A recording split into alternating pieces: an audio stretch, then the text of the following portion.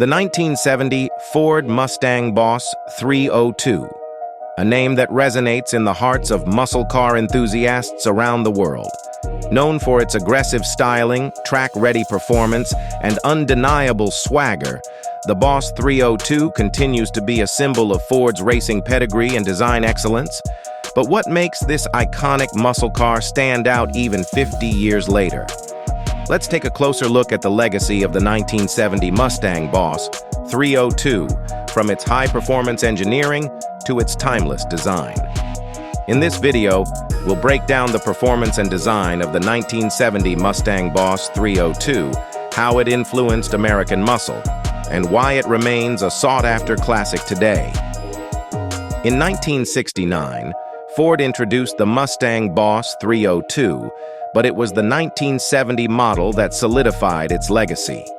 Designed as a tribute to the brand's involvement in the Trans Am racing series, the Boss 302 was engineered for speed, handling, and style.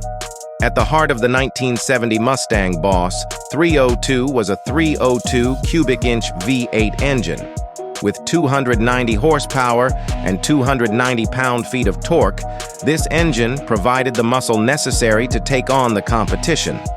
But the true magic of the Boss 302 wasn't just in the raw power, it was in the balance of performance and precision. Performance was where the Boss 302 truly excelled. While it wasn't the most powerful muscle car of its time, it was arguably one of the best balanced.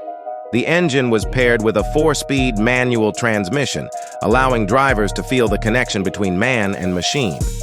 The 1970 Mustang Boss 302 was equipped with a 9-inch rear axle and a rear anti-sway bar, which helped improve handling and cornering.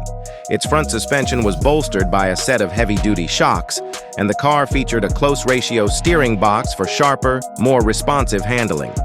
The Boss 302 was made for the track, and Ford made sure to reinforce its suspension and braking systems. The car's 15-inch wheels, wrapped in Goodyear polyglass tires, were perfect for providing the grip needed for high-speed runs, to 60 miles per hour in just under 6.5 seconds. Not bad for a muscle car built with track performance in mind. But what really set it apart was its ability to handle as well as it could accelerate.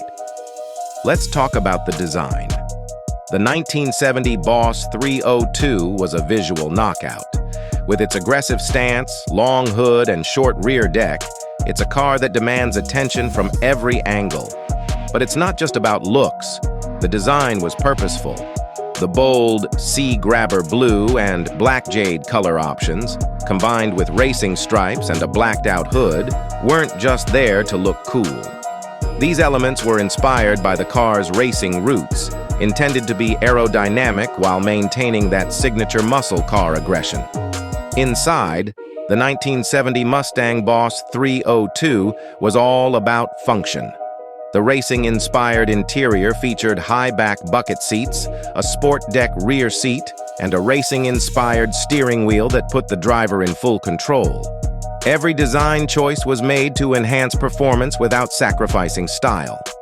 The 1970 Mustang Boss 302 quickly became a legend, leaving a lasting legacy in the muscle car world.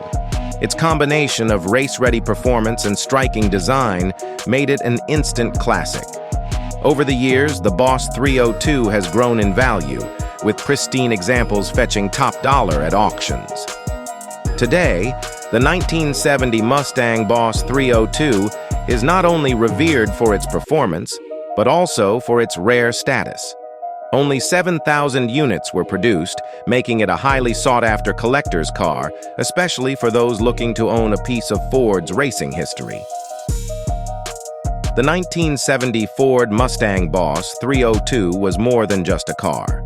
It was a statement, a blend of power, design, and innovation that redefined what a muscle car could be. From its Trans Am racing roots to its place in automotive history, the Boss 302's legacy continues to inspire drivers and collectors alike.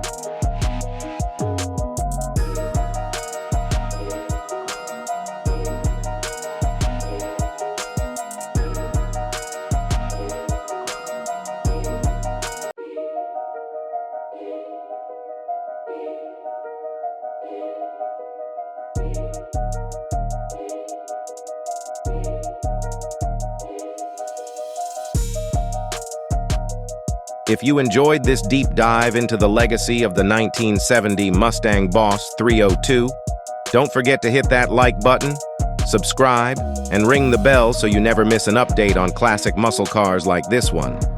Let us know in the comments, do you own a Boss 302 or have you ever driven one? We'd love to hear your thoughts. Thanks for watching, and we'll see you in the next video.